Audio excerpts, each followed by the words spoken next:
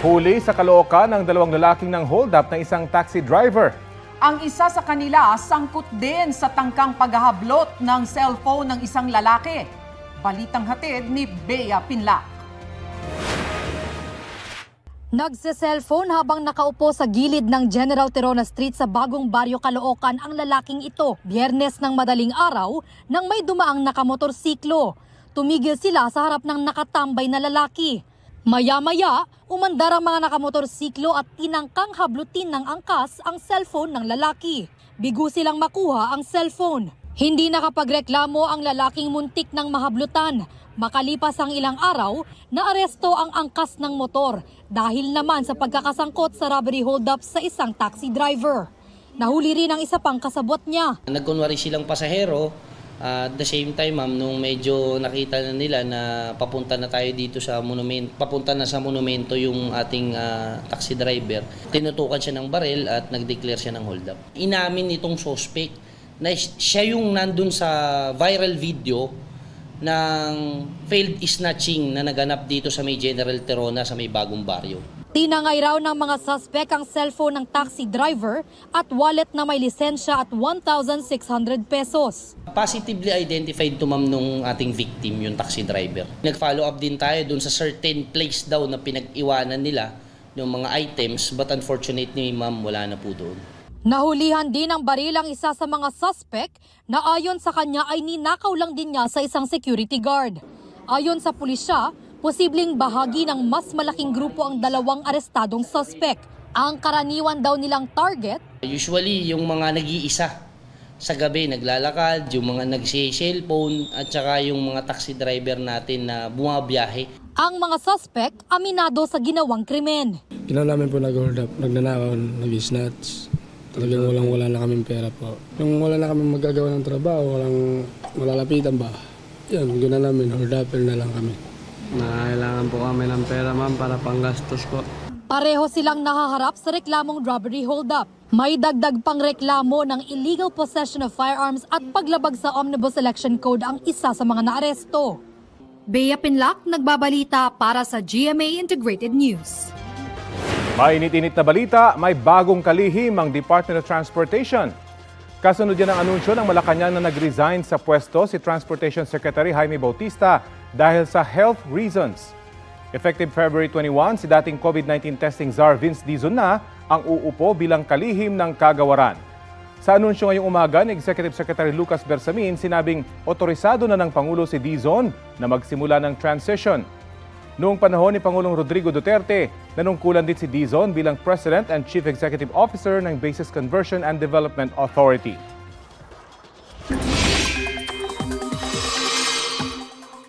Inulan ng husto ang ilang panig ng Aurora at Isabela dahil sa shear line. Kabilang sa mga apektado ang bayan ng Kasiguran sa Aurora. Umapaw ang ilog, umabot na sa kalsada at pinasok ang ilang bahay. Abot hanggang 20 ang baha sa ilang lugar. Dahil din sa baha, kaya na-stranded ng mahigit 8 oras ang nasa 30 atleta at guro mula sa Dinapigue, Isabela na patungo sana sa idaraos na palaro sa Cordon, Isabela. Kanya-kanya silang hakot ng mga gamit at tumawid sa ginagawang tulay at doon hinintay ang panibagong bus na susundo sa kanila. Inilikas naman ng mga residente ng Ilagan City, Isabela ang kanilang mga alagang hayop mula sa baha. Ang mga motorista nahirapang tumawid sa tulay dahil din sa umapaw na ilog. Landslide naman ang perwisyong dulot ng malakas na ulan sa bayan ng Maria Aurora sa Aurora. Humambalang ang gumuhong lupa sa bahagi ng Sugit Road. Nagsagawa na ng clearing operations sa lugar. Mga kapuso, nagpapakawala ngayon ng tubig ang Angat Reservoir sa Bulacan. Sa nakalipas na 24 oras, nasa mahigit 215 meters ang water level ng nasabing dam. Lampas na sa 212 meters na normal high water level nito. Ayon sa Pag-asa, panay ulan kasi sa watershed ng Angat. 2 gate ang binuksan sa Angat dahil inaasahan pang tataas ang tubig doon dahil sa pag-ulang dulot ng easterlies. Bukod sa Angat, 2 gate din ang nagpapakawala ng tubig sa Ipo Reservoir na nasa Bulacan din. Mataas din ang water level sa Lamesa, Binga at Magat Reservoir. Mababa naman ang tubig sa Ambuklao, San Roque, Pantabangan at Caliraya Reservoirs sa nakalipas na 24 oras. Wala ng epekto sa bansa ang binabantaang low pressure area sa labas ng Philippine Area of Responsibility. Namata ng Pag-asa ang nasabing LPA 370 kilometers northwest ng Pag-asa Island, Kalayaan, Palawan. Sabi ng ahensya, mababa pa rin ang tsansa ng LPA na maging isang bagyo at pumasok sa PAR. Bagamat wala ng epekto sa bansa ang LPA, 3 weather systems naman ang magpapaulan ngayong Huwebes. Shear line ang nakaapekto ngayon sa extreme northern Luzon. Intertropical Convergence Zone naman sa Mindanao, habang easterlies ang iiral dito sa Metro Manila at iba pang bahagi ng bansa. Magiging maalon pa rin at delikado sa maliliit na sasakyang pandagat ang pumalaot sa mga baybayin ng Batanes. Naitala po ngayong araw ang 14.6 degrees Celsius na minimum temperature sa La Trinidad, Benguet, 15.5 degrees Celsius sa Baguio City, habang 24.3 degrees Celsius sa Quezon City. Sugatan ang isang lalaki sa Tondo, Maynila matapos habulin at barilin ng isa umanong barangay kagawad. Ang suspect, rumesbak lang daw para sa lalaking unang nakaaway ng biktima. Balitang hatid ni Jomer Apresto, exclusive. Sugatan ang lalaking ito matapos siyang pagbabarilin sa bahagi ng daang bakal sa barangay 163 sa Tondo, Maynila, Martes ng gabi. Ayon sa barangay, mula sa bahagi ng Kagandahan Street, nakatakbo pa ang biktima papunta sa Dagupan Street bago siya naabutan ng suspect at tuluyang pinagbabaril. Naalaman lang namin nagkabarilan na lang. Ang dami rin tama yung taong yan eh. 3 tama. Isang muka. Sa leeg. Hindi raw nakuhanan ng aktual na pamamaril dahil sira ang mga CCTV ng barangay 163 at mga katabing barangay. Naisugod naman sa ospital ang biktima na ngayon ay patuloy na nagpapagaling. Ayon sa biktima, nakilala niya ang gunman at pinaghahanap ngayon ng mga otoridad. Ayon sa pulisya, kagawad ng katabing barangay ang sospek sa krimen. Rumesbak umano ang sospek sa sumbong ng isang lalaki na una nang nakaaway ng biktima. Nasa kustodiya ng Abad Santos Police Station ang lalaking unang nakaaway ng biktima. Sinusubukan pa namin siya mahinga ng pahayag.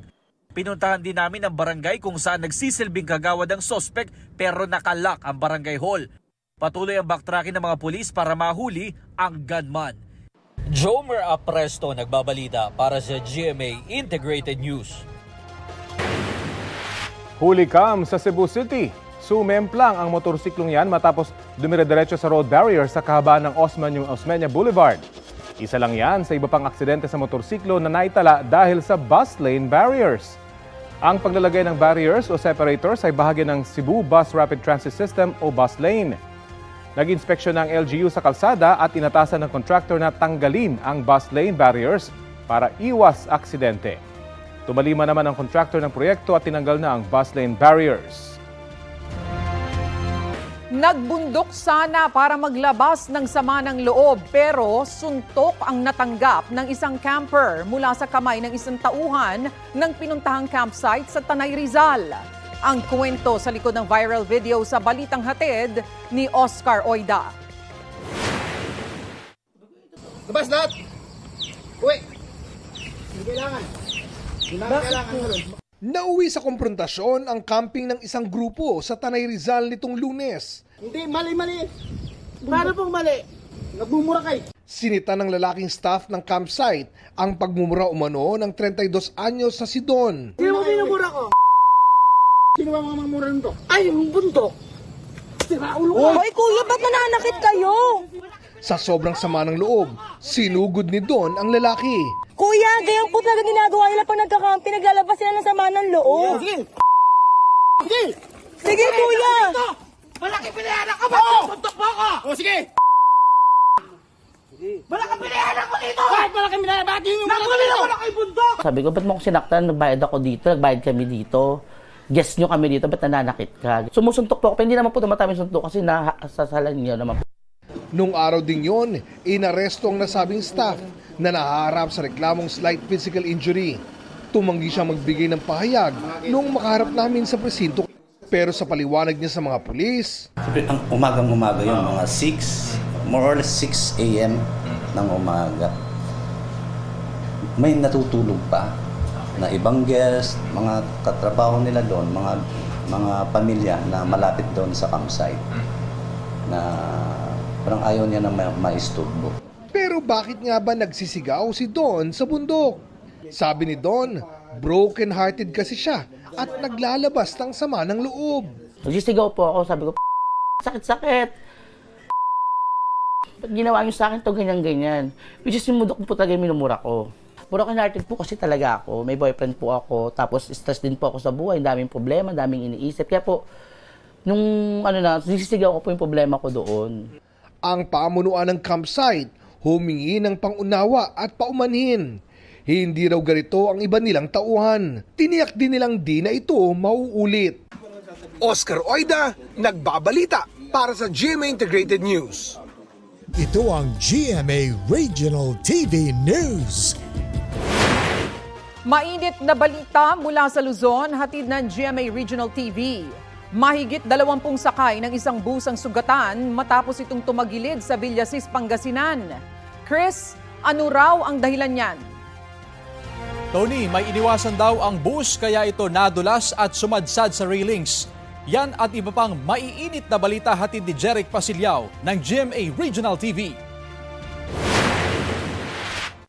Pinaligiran ng mga tao ang bus na iyan na tumagilid sa kalsada sa Villasis, Pangasinan. Ayon sa investigasyon, may iniwasang sasakyan ng bus hanggang sa nadulas ito sa kalsada dahil sa malakas na pag-ulan. Sumadsad sa metal and concrete railings ang bus hanggang sa dumausdos ng ilang metro. 21 pasahero ng bus ang sugatan, pati ang driver at 2 konduktor. Damay rin ang isang poste ng solar light. Ayon sa pulisya, wala pa sa kanilang kustodiya ang bus driver dahil wala pang nagsasampa ng reklamo. Sasagutin daw ng pamunuan ng bus company ang pagpapagamot sa mga pasahero. 2 ang patay sa magkahiwalay na insidente ng pamamaril sa Pampanga. Sa unang insidente, 2 armadong lalaki ang dumating sa bahay ng biktima at saka siya binaril. Nakatakas ang mga sospek. According po dun sa mga kamag-anak niya, wala naman po siyang kagalit. However, meron lang po siyang mga nakakasagutan kasi po pag nagbibilad siya ng palay, walang makadaan dun sa kalsada. And merong ilang mga dumadaan doon na parang pinapagalitan niya. Sa Mabalacat, riding in tandem naman ang kumitil sa buhay ng isang lalaki. Sa investigasyon ng pulisya, nilapitan ng mga sospek ang kotseng minamaneho ng biktima sa Dao Access Road. Nakaligtas naman ang anak ng biktima na sakay rin ng kotse. Iniimbestigahan na ang 2 insidente. Jeric Pasilyao ng GMA Regional TV nagbabalita para sa GMA Integrated News. Bumaligtad naman ang isang jeep sa Balbalan, Kalinga. Dinala sa ospital dahil sa mga sugat ang abot sa 20 estudyanteng sakay nito. Ayon sa pulisya, ihatid sana ng jeep ang mga mag-aaral para magsanay sa sasalihang drum and lard competition. Nawalan umano ng preno ang jeep habang binabagtas ang palikong kalsada sa barangay Balantoy. Iniwasan ng driver ang bangin sa kanan kaya kinabig niya ang manibela pakaliwa at bumaligtad ang jeep.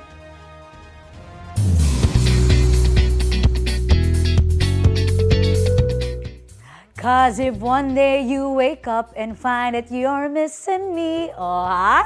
Happy Throwback Thursday mga mare at pare! Nostalgic feels ang hatid ng Irish rock band The Script sa Manila leg ng kanilang Satellites World Tour.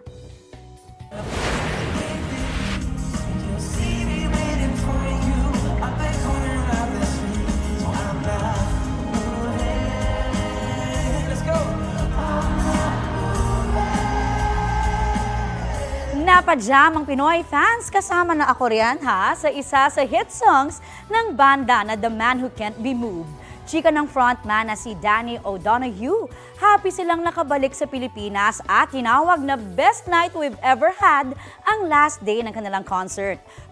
Pinerform din nila ang If You Could See Me Now na dedicated sa yumaong co-member at guitarist nilang si Mark Sheehan. After ng concert, nag-on-the-spot performance muli si Danny para sa fans sa labas ng venue. A new era is dawning para sa P-Pop Kings na SB19. Looking fierce si Nastel, Pablo, Ken, Justin at Josh sa kanilang painting versions at group photo habang nakaupo sa kanilang majestic chairs. Patis nila yan sa 18 para sa comeback at EP nilang Simula at Wakas na i-release sa April 25. But wait, there's more! Inanunsyo na rin ng grupo ang dates ng kanilang simula at wakas world tour. Kabilang dyan ang Bulacan, USA, Canada at ilang bansa sa Asia at Middle East.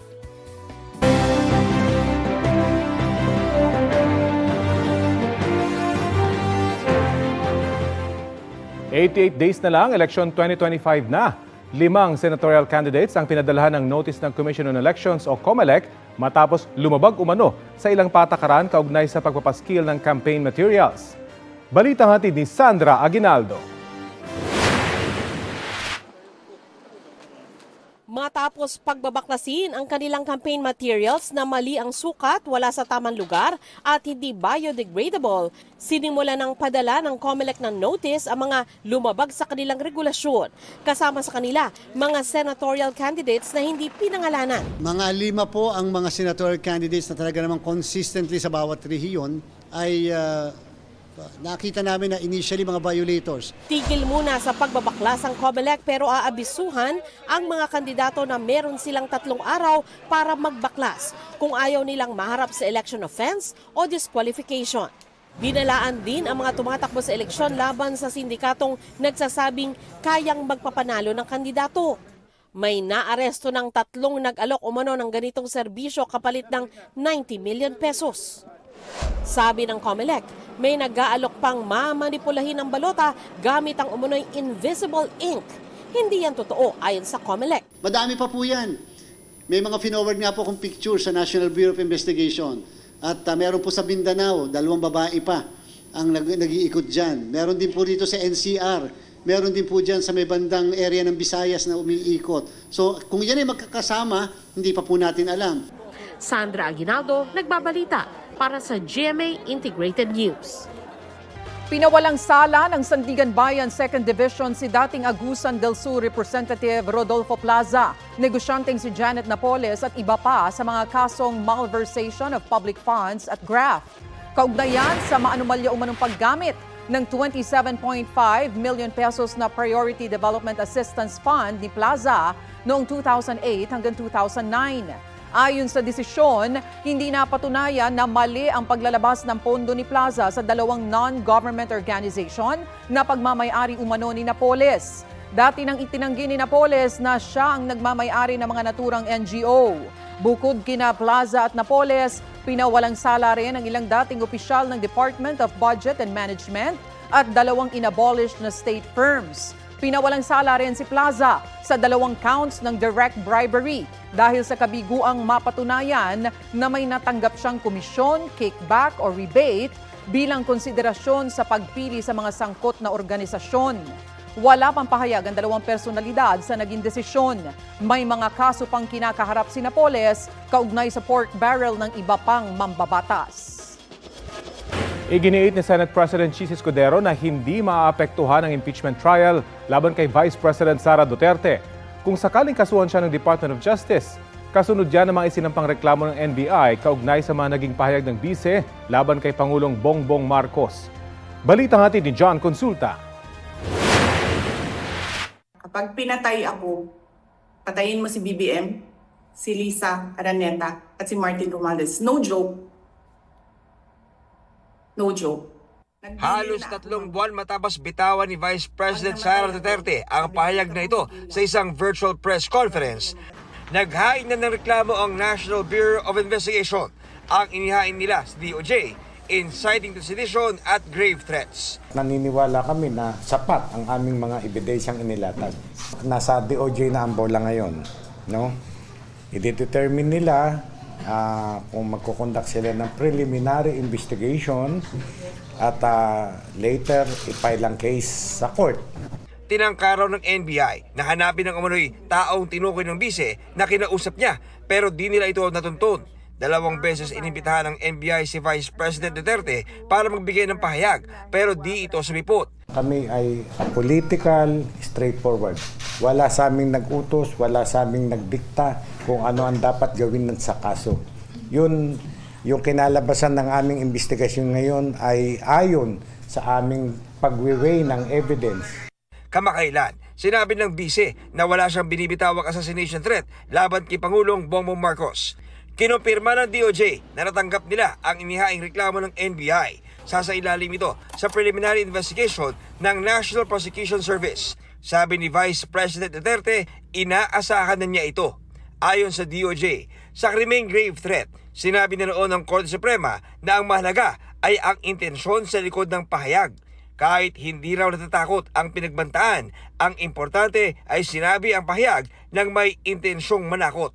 Sa krimen namang inciting to sedition, sinabi rin ng Korte Suprema na hindi saklaw ng proteksyon sa free speech ang mga pahayag na nanghihikayat ng karahasan o rebelyon. Hindi rin daw kailangang aktwal na mangyari ang karahasan basta't matukoy na ginawa ang pahayag ng may intensyong manghikayat ng gulo. Ang mga pamantayang ito raw ang pag-aaralan ng mga prosecutor batay sa ebidensyang inihain. Kung kasuhan man ng DOJ ang bise, walang nakikitang epekto si Senate President Jesus Escudero sa impeachment. Pwede magpatuloy yon ng sabay, pwedeng mauna, pwedeng sumunod. Dinadraft ngayon ng Senado kung ano ang magiging bagong impeachment rules. Ayon kay Senate President Jesus Escudero, ang balak ngayon patapusin muna ng Senado ang eleksyon sa May 12 at ang State of the Nation Address ni Pangulong Marcos sa July 21. Mahigit 5 buwan pa bago ang SONA. Kaya sabi ni retired Supreme Court Associate Justice at Constitution Framer Adolf Ascuna, baka may dumulog sa Korte Suprema na baliwalain ang pagpapa-impeach ng 19th Congress sa bise. The Supreme Court might say it's too late because you need a new complaint because there's a new House of Representatives and therefore it's subject to the 1-year rule that you cannot file more than one impeachment case. Hindi naman daw ito mangyari, depende sa aksyon ng Senado na tatayong impeachment court.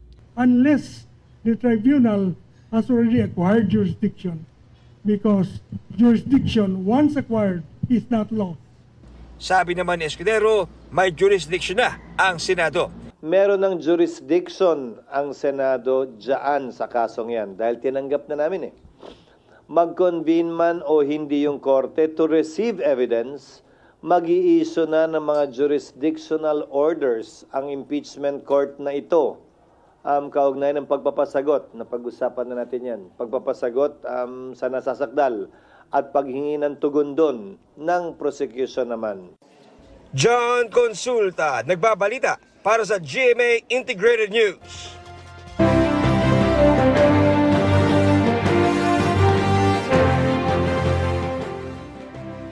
Sa mahigit 300 miyembro ng House of Representatives o Kamara, 20% niyan ay nakalaan para sa mga party list representatives. Batay sa 1987 Constitution, dapat sila ay may kinakatawang sektor ng lipunan tulad ng mga manggagawa, mahihirap, indigenous cultural communities, kababaihan, kabataan at iba pa. Pero makalipas ang halos 3 dekada, nagkaroon ng pagbabago dyan kasunod ng desisyon ng Korte Suprema. Hindi na kailangan na galing sa mismong sektor ang nominee ng tumatakbong party list. Pwede na rin maging nominee basta't miyembro siya ng party list o ng organisasyon o may track record ng advokasya para sa napili niyang sektor na i-represent. Sa pagsusuri ng election watchdog group na Kontradaya, mahigit kalahati sa 156 na kandidatong grupo sa election 2025 ang hindi kumakatawan sa mga mahihirap o marginalized sector. Mahigit 25% naman sa mga party list may nominee na galing sa political dynasty. 25 naman ang may kinalaman sa malalaking negosyo. May mga nominee rin na may kaugnayan sa pulisya o militar. Meron ding may mga kaduda-dudang advokasya o kaya naman ay sangkot sa kasong katiwalian. It's a big number to be worried about. In fact, I can even argue kahit isa lang dyan ang political clan, malaking issue pa rin yan kasi dapat para sa marginalized and underrepresented lang yung party list system natin. Scrutiny measures on which party list to accredit. Sana nasa isip din yun ng mga commissioner. Sabi naman ng COMELEC, naghigpit na sila. Pero talirin na nila ang kamay nila dahil sa desisyon ng Korte Suprema at party list law. Kaya po tayo may period kung saan ang isang tao, grupo, registered voter, ay pwedeng mag-file ng petition to deny due course or cancel yung isang nomination. Unfortunately, wala pa tayong anti-political dynasty law in the Philippines. Sa kabila ng mga puna sa party list system, dapat pa rin alalahanin ngayong eleksyon 2025 na ang orihinal na intensyon nito ay maging boses ng mga marginalized at underrepresented. Ito ang GMA Regional TV News. Balita sa Visayas at Mindanao mula sa GMA Regional TV. Sugatan ang isang batang 3 taong gulang matapos maaksidente sa Cotabato City. Sara, ano nangyari? Rafi, nabundol ang bata ng pick-up. Aminado ang mga magulang niya na hindi nila namalayang tumawid ng kalsada ang kanilang anak. Yan at iba pang mainit na balita hatid ni Cyril Chavez ng GMA Regional TV. Makikitang dumaraan ang pulang pick-up na yan sa may Barangay Rosary Heights 3 sa Cotabato City. Ilang saglit pa, biglang lumitaw ang isang bata na tumawid sa kalsada. Nabundol siya at pumailalim sa sasakyan. Hindi tumigil ang pick-up at dumiretso pa rin sa pagtakbo. Batay sa investigasyon ng pulisya, sugatan ang bata na nagpapagaling pa sa ospital. Ayon sa mga magulang, hindi nila namalayang tumawid ang kanilang anak. Sumuko naman ang driver ng pick-up na nangakong sasagutin ang pagpapagamot sa biktima. Wala siyang pahayag. Wala ng buhay nang abutan ng babaeng yan ang kanyang 18 anyos na anak na nalunod sa isang ilog sa Barangay Puntod sa Cagayan de Oro City. Kwento ng ina ng biktima, huli niyang nakita ang anak na nakikipag-inuman sa gilid ng kalsada malapit sa kanilang bahay. Ayon sa pulisya, biniberipika pa nila ang impormasyong sinubukan umanong holdapin ang biktima at kanyang nobya bago raw sila tumalon sa ilog. Sinusubukan pa ng pulisya na makuha ang testimonya ng nakatakas na ex-girlfriend na kasama rin ng magkasintahan nang mangyari ang insidente. Arestado sa entrapment operation ang isang police staff sergeant na halos 10 taon na raw nangingikil sa General Santos City. Batay sa investigasyon ng pulisya, inireklamo ang sospek matapos umanong hinga ng 10,000 piso ang asawa ng isang preso kapalit ang mabilis na proseso sa paglaya ng kanyang mister. Hindi nagbigay ng komento ang sospek na nahaharap sa mga kaukulang reklamo. Cyril Chavez ng GMA Regional TV, nagbabalita para sa GMA Integrated News. Arestado ang riding in tandem na sangkot umano sa panghahablot ng kwintas na isang senior citizen sa Cebu City. Batay sa investigasyon, naglalakad ang biktima sa gilid ng kalsada nang mangyari ang krimen. Matapos i-report sa pulisya, agad na nahuli ang mga sospek. Nabawi sa kanila ang kwintas pero wala na ang pendant nito. Na-recover din ng mga pulis ang motorsiklong ginamit sa krimen, isang baril, mga bala at isang pocket knife. Itinanggi ng mga sospek ang paratang at iginiit na napagbintangan lang sila.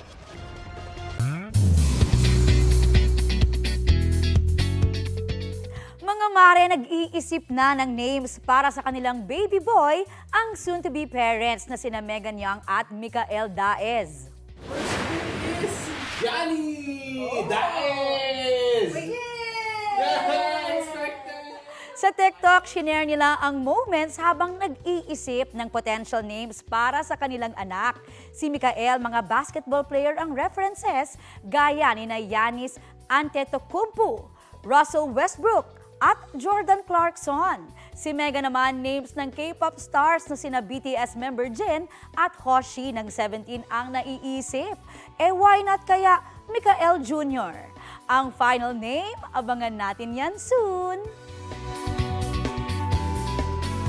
Update tayo sa issue ng paggamit ng peking PWD ID at planong Unified PWD ID System. Kausapin natin si Attorney Walter Jason Alava, Concurrent Regional Programs Coordinator at Officer in Charge, Legislative Liaison Officer ng National Council on Disability Affairs. Magandang umaga at welcome po sa Balitang Hali. Good morning po, sir. Good morning po. Apo, anong pong plano ng NCDA para mapigilan yung paglipanan ng mga peking PWD ID na kadalasang nabibiktima yung mga restaurants? Actually, sir, ang move po together with DSWD and other members ng council ng NCDA is to provide a unified ID for all over the Philippines. Kasi nga po, di ba, dumadami talaga yung fake IDs. Now, we are talking with other mga LGUs natin through our Persons with Disability Affairs offices for awareness on the verification. Kasi doon laging nagtatanong sila kung paano yung mga verification natin. At the same time, what are the safeguards with regard to our ID system? Paano po ba yung proseso, unang-una, ng pagsala para masabing kwalipikado at karapat-dapat mabigyan ng isang PWD ID? Okay, sir. Based on our laws, specifically the Magna Carta, RA 7277, as amended by Republic Act 9442, and another amendment by Republic Act 10754, meron po kasi tayong 10 types of disabilities na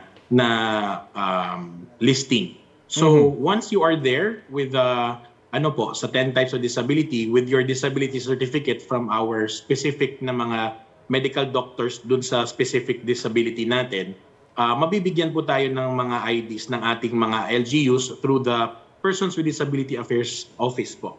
And then meron po tayong form doon na i-fill up, and then magbibigay lang po ng ID natin. And then i-issue na po ng ating mga PDAOs yung yung Persons with Disability Identification Cards natin.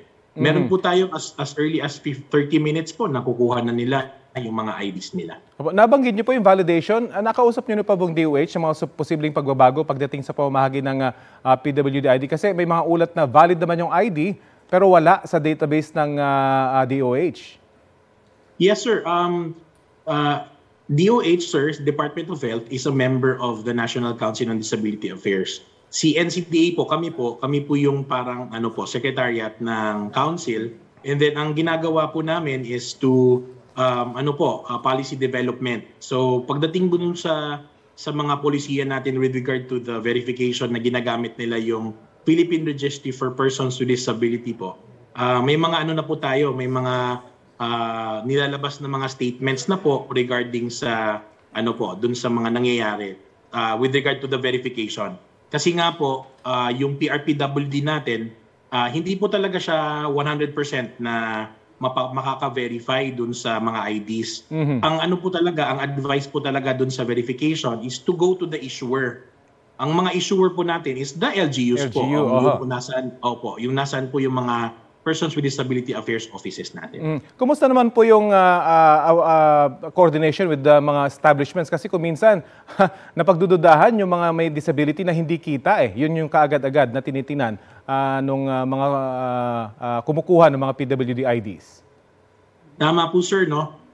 Ang ginawa po natin together with our stakeholders is nag-meeting po tayo sa kanila, and then nakipag-usap tayo sa kanila na ang by law, it is mandated to really provide na yung privileges ng ating persons with disability. And then pag may glaring naman dun sa IDs nila na merong na fake siya, 'di ba? Kasi meron naman tayong template po na pinoprovide natin sa NCDA, yung tinatawag nating NCDA Administrative Order Number 1 Series of 2021 po. May template po dun kung anong itsura or ano yung nilalagay or nilalaman sa ating IDs. Pag nakita naman po na glaring talaga na hindi siya pasok doon sa template, yun po na magve-verify tayo. And we advise na pag mag-verify po is doon sa issuer. And then a little help din doon sa PRPWD natin, but pag hindi po natin nakita sa ating PRPWD, better po talaga to contact the LGU issuing the ID po for verification. At yun po ang kagandahan sana ng PWD ID na unified. Nasaan po bang stage na yung pagbuo nito? Maabot po ba yung target schedule ng pilot testing nito? Tama po kayo, sir. Yung sa Unified ID, isa dun sa solution talaga para mapuksa yung fake IDs. And then, with regard po sa kung saan na po yung Unified ID natin with partnership natin sa ating mother agency na si DSWD, nasa na po tayo? Nasa prototyping stage, and then dun sa parang inaayos natin yung processing kung paano yung comply natin sa pagpaglabas ng ating or dun sa operations ng ating prototype. But with regard po dun sa timeline po, we are very hopeful po na mapasok naman natin sa ating timeline. But rest assured po na the prototyping is a study, so sana po suportahan natin sa ating mga LGUs para po maging successful po yung ating unified ID. And again, mapuksa po natin yung mga fake IDs. Ayun na nga, magandang programa ito para sana sa mga PWD. Kaya lang, malaking epekto rin naman sa mga maliliit na negosyo. Maraming salamat po sa inyo. Thank you po, Sir Rafi. Thank you po sa programa nyo. And thank you for having NCDA po. Salamat po si Attorney Walter Jason Alava ng National Council on Disability Affairs. Eto na, kumusta kaya ang love life ng mga Pinoy? Marami kaya ang masaya at suma sa puso? Kung survey ng social weather stations ang tatanungin, bumagsak ang bilang ng mga Pinoy na masaya raw ang love life. 46% lang ang very happy, na pinakamababa sa loob ng 2 dekada. 36% ang nagsabi na could be happier o pwede pa silang maging mas masaya sa love life. Habang 18% ang wala raw love life. December 2024, isinagawa ang personal assessment survey sa mahigit 2,000 respondents. May margin of error yan na plus-minus 2%. Sa usapang relasyon, alin ang mas pipiliin mo? Pwede bang live-in lang o dapat kasal? Ang sagot ng kababaihan sa Balitang Hatid ni Nico Wahe. Sabi ng iba, pag mahal mo, pakasalan mo.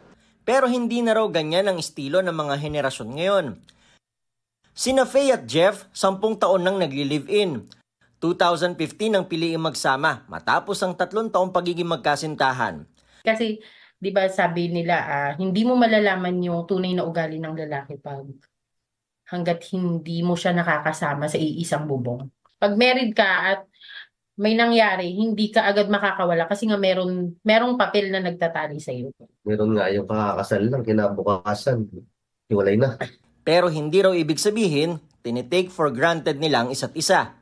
Nakakumit naman din kami para ding kasal na ikukumit mo rin yung sarili mo. Wala pa nga lang siyang basbas ng church. Sa National Demographic and Health Survey na ginawa ng Commission on Population and Development noong 2022, tumaas ang bilang ng mga kababaihang edad 15 to 49 na nakikipag-live-in sa kanilang partner kaysa magpakasal.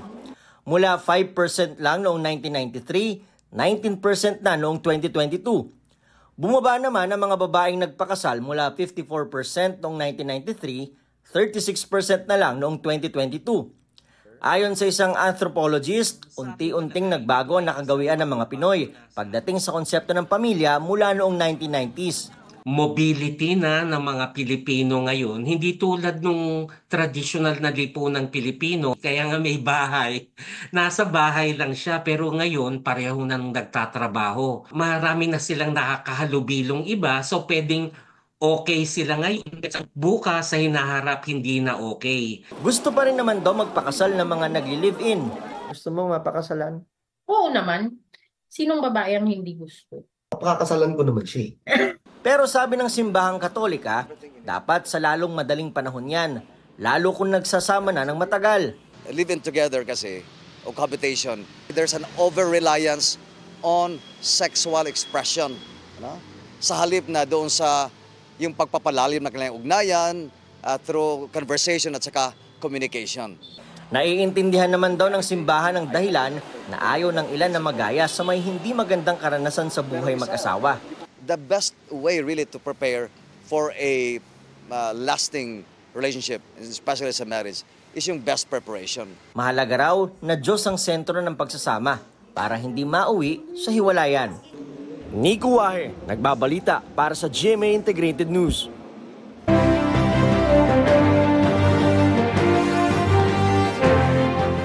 Pinangunahan ng mga opisyal ng Commission on Elections ang inspeksyon at pagbeberipika sa mga naimprentang balota na gagamitin sa eleksyon 2025.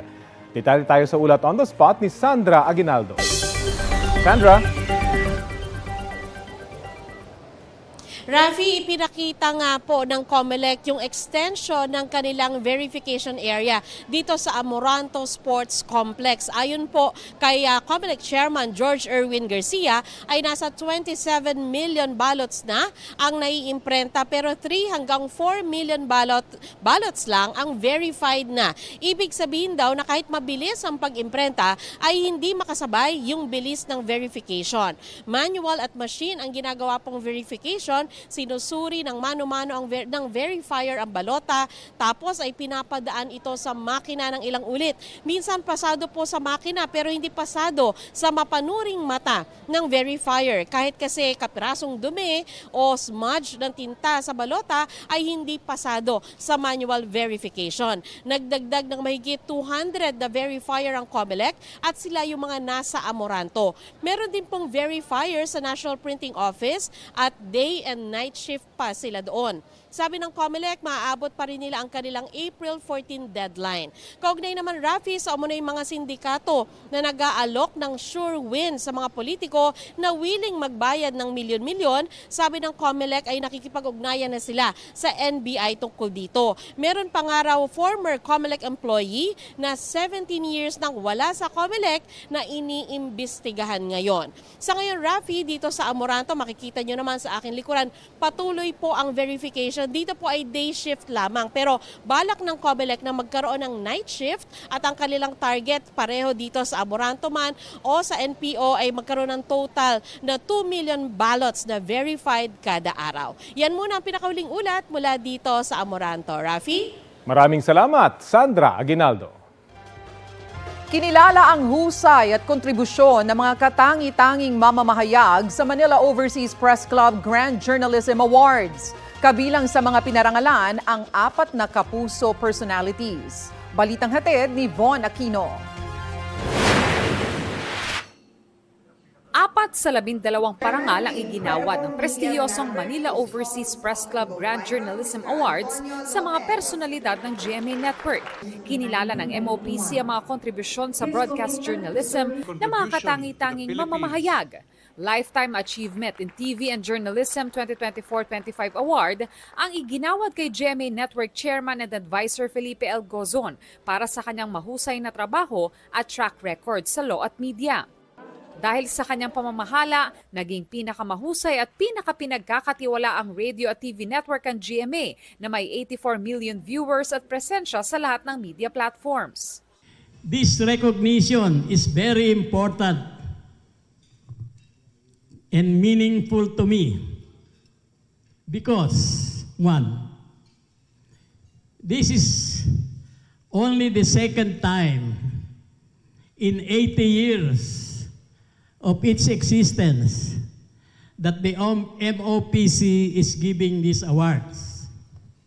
Number 2, the MOPC as the first and oldest press club in the Philippines enjoys an importance and reputation second to none among the press clubs in the country. Kinilala rin bilang Journalist of the Year 2024-25 ang award-winning journalist and host na si Jessica Soho dahil sa kanyang 40 taong excellence sa broadcast journalism. What I know for sure, we are needed now more than ever. For as long as there are voices who need to be heard, rights that need to be protected, lives that need to be changed for the better, we have to keep telling the truth and the stories of our people. Thank you, MOPC, for recognizing the work that we do. Television Reporter of the Year 2024-25 naman, si Balitanghali anchor Rafi Tima dahil sa kanyang husay sa TV at broadcast reporting sa Pilipinas at abroad. To be adjudged as the best amongst my peers is both a great privilege and one that bears a great deal of pressure. Marami pong magagaling sa industriyang ito. At para mapabilang sa inyong magagaling, ay tuloy na nakakataba ng puso. Radio Broadcaster of the Year 2024-25 naman, si DZBB anchor Melo Del Prado. Kinilala ng MOPC ang kalidad ng kanyang pagiging mamamahayag sa radyo sa loob ng 36 na taon. Para kilalanin ang inyong lingkod ng mga nauna sa akin, ng mga taong kinukonsidera ko na mas malawak ang karanasan kaysa sa akin ay isang napakalaking karangalan po. Pasado pala ako sa panlasa nila. Salamat po, MOPC. Ang MOPC ay ang pinakauna at pinakamatandang press club sa Asia na itinatag noong 1945. Von Aquino nagbabalita para sa GMA Integrated News.